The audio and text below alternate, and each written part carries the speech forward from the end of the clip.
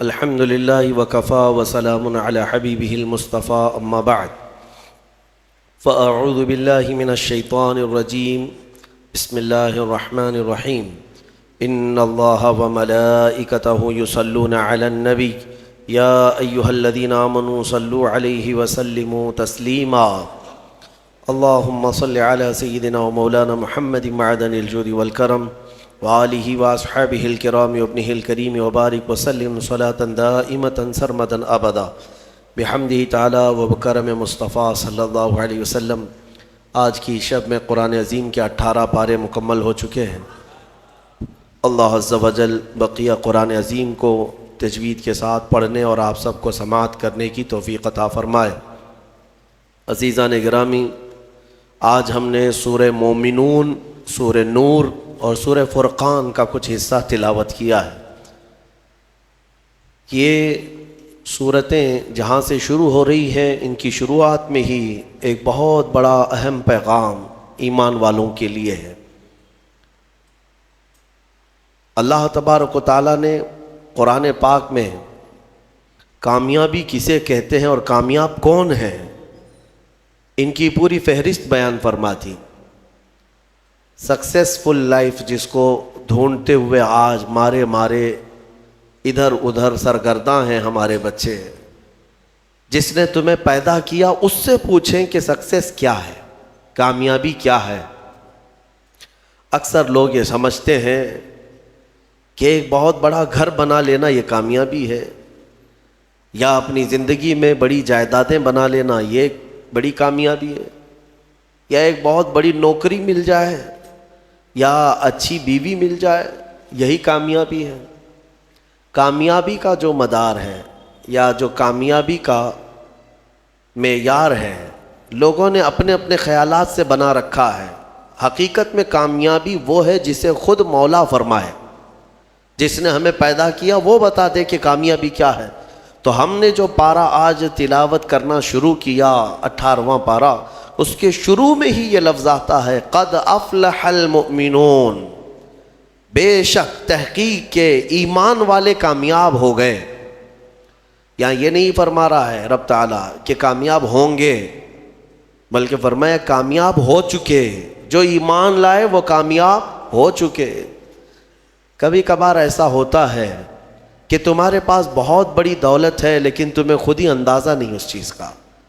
تم ایک کامیاب قوم ایمان والوں کی، ہاں جو بظاہر تکلیفیں نظر آتی ہیں وہ کامیابی کے لیے معنی نہیں ہیں۔ ایسا نہیں ہے کہ اگر تمہارے کپڑے پیون لگے ہوں تو تم کامیاب آدمی نہیں ہو، اگر تمہارا گھر جھونپڑی میں ہے تو تم کامیاب نہیں ہو، ایسا نہیں ہے۔ میں آپ سے آج ایک سوال کرتا ہوں، اس دنیا نے آج ترقی کے نام پر سائنس اور ٹیکنالوجی کو اتنا فروغ دے دیا ہے کہ نہ جانے ہمارے وہم و گمان میں بھی نہیں تھی وہ چیزیں وجود میں آ چکی ہیں۔ آپ دیکھ رہے ہیں ایک جگہ سے بیٹھ کر دوسری جگہ بات چیت کرنا اور ایک دوسرے کو دیکھ لینا اتنا آسان ہے کہ ہم اپنے پڑوس والے کو بھی نہیں دیکھ پائیں گے۔ دنیا نے بہت ساری چیزیں آسان کر دی، ٹیکنالوجی کا دور ہے۔ میں آپ سے ایک سوال کرتا ہوں کہ وہ ترقی یافتہ سائنس جو آسمان میں اڑنے والے مشینیں بنا دیا، جس پر تم سفر کر سکتے ہو، انٹرنیٹ کی دنیا میں کیا سے کیا بنا دیا، تمہارے ہاتھوں میں پوری دنیا لا کر گھیر کر رکھ دیا۔ میں ان سے سوال کرتا ہوں، اگر ترقی اور کامیابی اسی کا نام ہے تو پھر یہ آج تک عورتوں کی بلاತ್ಕಾری اور انہیں گلا گھونٹ کر مارنے والے واقعات ہوتے کیوں ہیں؟ جب انسان کی بہت ترقی ہو چکی ہو تو یہ عورتیں ماری کیوں جاتی ہیں، گھروں میں چوریاں کیوں ہوتی ہیں، ایک دوسرے کے قتل اب بھی کیوں ہوتے ہیں، یہ ڈکیت کیوں ہوتے ہیں، یہ ڈاکہ زنی، لوگوں کو لوٹنا، دھوکہ دینا، یہ کیوں ہو رہا ہے؟ آج بھی ہے یا نہیں ہے؟ زمانے جہالت میں جو ہو رہا تھا وہ سب کچھ ہے آج۔ ایک دوسرے کو قتل کرنا، مارنا، مال لوٹنا، عورتوں کی عزت لوٹنا، نہ جانے کتنی عورتیں سال میں عصمت دری کی شکار ہوتی ہیں، تمہیں اندازہ ہے؟ ہزاروں کی تعداد میں روز عورتیں عزت دے بیٹھتی ہیں درندوں کے ہاتھ میں۔ تو میں پوچھتا ہوں، اس ترقی یافتہ زمانے میں اگر کامیابی کا معیار یہی ہے جو آج آپ سمجھ رہے ہیں تو پھر یہ ساری چیزیں ختم کیوں نہیں ہوئی؟ آج بھی سونوگرافی کے ذریعے سے معلوم کر کے، رشوت دے کر کے ڈاکٹروں سے اگر پیٹ میں بچی ہو تو اسے پیٹ میں ہی مار دیا جاتا ہے۔ کیا یہ واقعات نہیں ہو رہے ہیں؟ آج بھی موجود ہیں یہ واقعات، آج بھی سب چیزیں موجود ہیں۔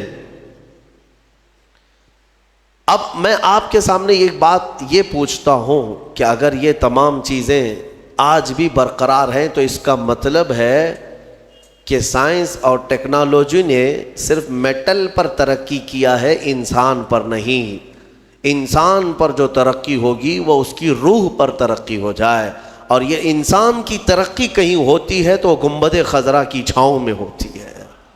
ہاں، جہاں پر زندہ دفن کرنے والے لوگ اپنی بیٹیوں کو پھر میرے مصطفیٰ کے قدموں میں آتے ہیں تو وہی عورتوں کی عزت کے محافظ بن جاتے ہیں، جو کبھی کسی وقت شراب اور نشے اور قمار، جوا، یہ تمام چیزوں میں ملوث رہتے، لیکن میرے مصطفیٰ کریم صلی اللہ تعالیٰ علیہ وسلم کے قدموں میں اور ان کی صحبت میں آنے کے بعد، جس کو شاعر نے کیا خوب انداز میں عکاسی کی ہے، ترجمانی کی ہے، ایک عرب نے آدمی کا بول بالا کر دیا، خاک کے ذروں کو ہمدوش ثریا کر دیا، خود نہ تھے جو راہ پہ اوروں کے ہادی بن گئے، کیا نظر تھی جس نے مردوں کو مسیحا کر دیا۔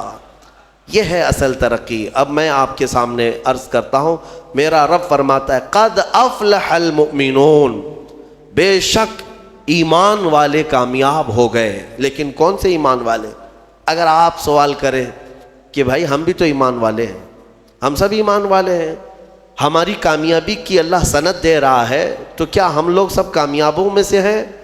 تو پھر آگے کی آیتیں پڑھنی ہوں گی آپ کو۔ اللہ فرماتا ہے الذین هم فی صلاتہم خاشعون، وہ ایمان والے کامیاب ہیں جو اپنی نمازوں میں گڑ گڑاتے ہیں اللہ کی بارگاہ میں، ہاں خشوع کے ساتھ، دل کی حضوری کے ساتھ اپنے مولا کی عبادت کرتے ہیں، وہ ایمان والے کامیاب ہیں۔ اتنے ہی پہ نہیں، آگے اور آیتیں ہیں والذین هم عن اللغو معرضون، اور وہ ایمان والے کامیاب ہیں جو بے حیائی سے بہت دور نکل جاتے ہیں۔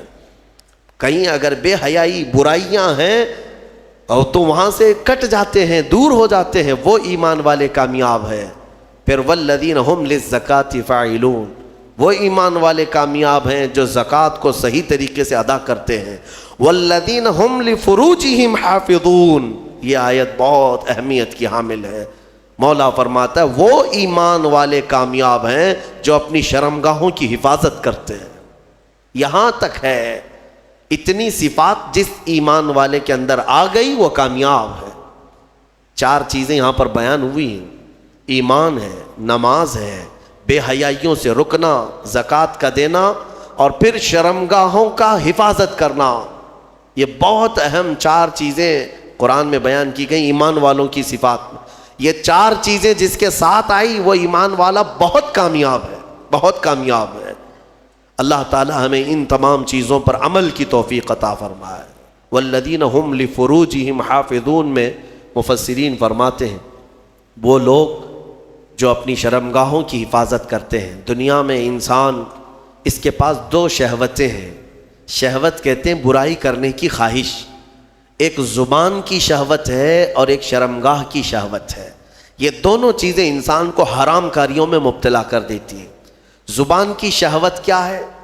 یہ نئی نئی چیزیں کھانا پسند کرتی ہے، اس کو جس چیز کی لت لگ جائے، چٹخارے جس کو کہتے ہیں، تو پھر یہ ہلکی پھلکی چیزوں پر صبر بھی نہیں کرتی، اور یہ زبان کی شہوت اس کو حرام حلال سب بھلا دیتی ہے۔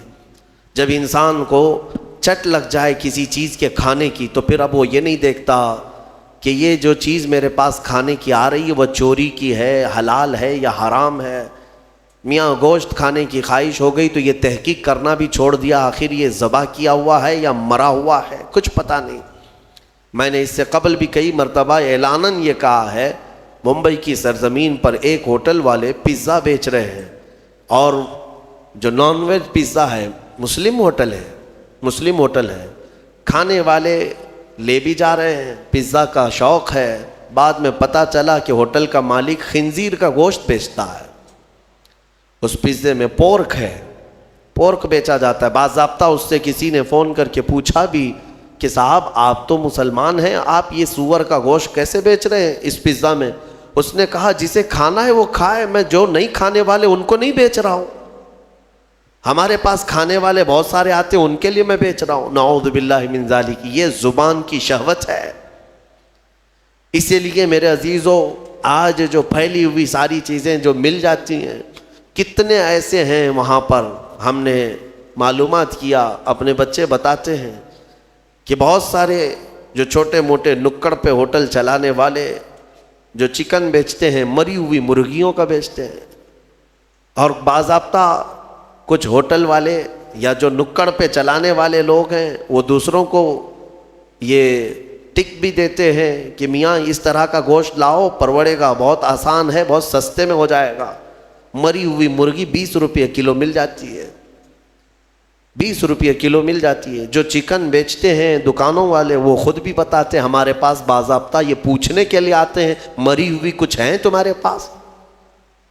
میرے عزیزو، یہ تمام چیزیں ایسی ہیں کہ ہم احتیاط کریں، اور زبان کی شہوت ان سب حرام چیزوں میں لگا دیتی ہے۔ دوسری شہوت ہے شرمگاہ کی، یہ نہایت ہی خطرناک ہے، جو زنا تک لے جاتی ہے، اور یہ شرمگاہ کی شہوت انسان کو تباہ و برباد کرتی ہے۔ حدیث رسول ہے، میرے آقا صلی اللہ علیہ وسلم نے فرمایا، جو زنا کرتا ہے اس وقت اس کا ایمان اٹھا لیا جاتا ہے۔ ایمان کے ساتھ کوئی زنا کر ہی نہیں سکتا، ایمان کی حالت میں کوئی زنا میں مبتلا ہو ہی نہیں سکتا۔ جس وقت وہ زنا میں مبتلا ہو اس کا ایمان اٹھا لیا جاتا ہے۔ یہ اسلام میں سب سے سنگین جرم ہے، سب سے بھیانک گناہ ہے، بلکہ بعض حدیثوں میں ہے کہ جب کوئی اجنبی مرد اور اجنبی عورت جن کا کوئی اسلامی تعلق نہیں ہے، رشتہ نہیں ہے، وہ جب تنہا ہوتے ہیں اور خواہشات نفسانیہ ان کی ابھر آتی ہیں، شہوت باہر آتی ہے، تو اللہ کا عرش بھی ہلنے لگ جاتا ہے۔ یہ اتنا بڑا بھیانک گناہ ہے۔ اللہ تبارک و تعالی سخت ترین عذاب ان لوگوں کو دے گا جو زنا میں مبتلا ہیں۔ بلکہ ایک روایت یہ ملتی ہے، قیامت کے دن وہ لوگ آئیں گے جو زنا میں مبتلا تھے، اور انہیں ننگا لایا جائے گا، اور ان کی شرمگاہوں پر لوہے کے سلاخوں سے فرشتے آگ تپا کر کے داغ رہے ہوں گے ان کی شرمگاہوں کو، وہ عورتیں ہوں یا مرد ہوں، ان کو تپایا جا رہا ہوگا، اور اس کی بدبو اس قدر سخت ہوگی کہ پورے اہل محشر ان سے پریشان ہو چکے ہوں۔ ان کے شرمگاہوں سے بدبو بہت تیز نکلے گی۔ یہ وہ لوگ ہوں گے جن کو بھرے محشر میں بتایا جائے گا کہ یہ لوگ اپنی شرمگاہوں کی حفاظت نہیں کرتے تھے، یہ زنا جیسے گناہ میں مبتلا تھے۔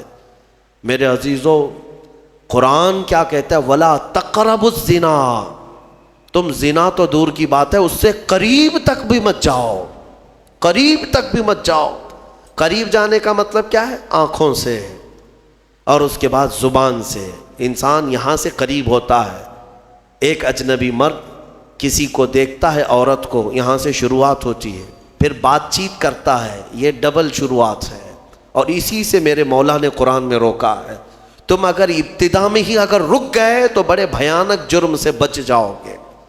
اور زنا کرنے والے پر 15 عذاب ہیں، 15 عذاب، 5 دنیا میں دیے جائیں گے، 5 قبر میں، اور 5 قیامت کے دن۔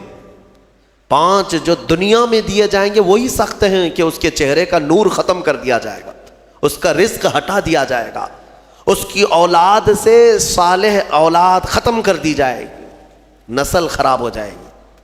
زنا کے جو 5 عذاب ہیں دنیا میں وہی سخت ہیں، چہرہ بگڑ جائے گا، بارونق نہیں ہوگا چہرہ، بے رونق ہو جائے گا، رزق میں کٹوتی، بے برکتی آ جائے گی۔ ان تمام چیزوں سے مومنین اپنے آپ کو بچائے رکھیں۔ یہ سورہ مومنین ہے، اور اس کے بعد سورہ نور کی ہم نے تلاوت کی۔ سورہ نور میں اللہ تبارک و تعالیٰ نے یہی زنا کی مذمت بیان کی، شروع کی آیتیں ہیں کہ ایک اجنبی مرد یا عورت زنا کر لیں۔ زنا کیا چیز ہے؟ غیر شادی شدہ مرد اور عورت کا ملنا اور اپنا جسمانی سکون حاصل کر لینا، یا شہوات نفسانیہ کو پورا کر لینا، یہی زنا ہے۔ تنہا ہو جانا، ایک دوسرے کو چھو لینا یا ایک دوسرے کے ساتھ وقت بتانا، گزارنا، جمع کرنا، یہ زنا کے تمام مبادیات کے ساتھ ساتھ ہے۔ اللہ فرماتا ہے الزانیۃ والزانی فاجلدوا کل واحد منہما 100 جلدہ۔ مرد اور عورت دونوں جب زنا کر لیں تو اللہ فرماتا ہے 100 کوڑے مارے جائیں گے انہیں۔ اسلامی حکومت ہو تو 100 کوڑے مارے جائیں گے اور سب کے سامنے مارے جائیں گے۔ وَلَا تَأْخُذْكُمْ بِهِمَا رَأْفَةٌ فِي دِينِ اللَّهِ إِن كُنتُمْ تُؤْمِنُونَ بِاللَّهِ وَالْيَوْمِ الْآخِرِ۔ مولا فرماتا ہے ان لوگوں کے بارے میں اپنے دل میں ذرا برابر بھی نرمی مت لاؤ اگر تم اللہ پر اور قیامت پر یقین رکھتے ہو، اور ان کے عذاب کو وَلْيَشْهَدْ عَذَابَهُمَا طَائِفَةٌ مِّنَ الْمُؤْمِنِينَ، ان دونوں کی سزا پر سارے مومنین کو گواہ بناؤ۔ سب کے سامنے یہ سزا دی جاتی ہے، لیکن یہ سزا دینا آسان بھی نہیں ہے۔ کوئی آ کر کے ایرا غیرہ بول دیا کہ فلاں زنا کر رہے تھے تو قاضی صاحب فوراً کوڑے مروا دیں گے یا سنسار کر دیں گے، ایسا نہیں ہے۔ 4 گواہ کا ہونا ضروری ہے جنہوں نے ایسا دیکھا ہو جیسے سوئی میں دھاگا پروتے ہوئے دیکھا ہو، اور چاروں جو ہے وہ شرعی گواہ ہوں۔ ہاں تب جا کر کے یہ زنا کا ثبوت ہوتا ہے، پھر اس کے اوپر سزائیں ہوتی ہیں۔ بہرحال یہ ایک بھیانک جرم ہے، اللہ تعالیٰ اس سے ہماری حفاظت فرمائے۔ اس میں آیت افک ہے۔ حضرت ام المومنین عائشہ صدیقہ رضی اللہ تعالیٰ عنہ پر بعض منافقین نے الزام لگایا تھا۔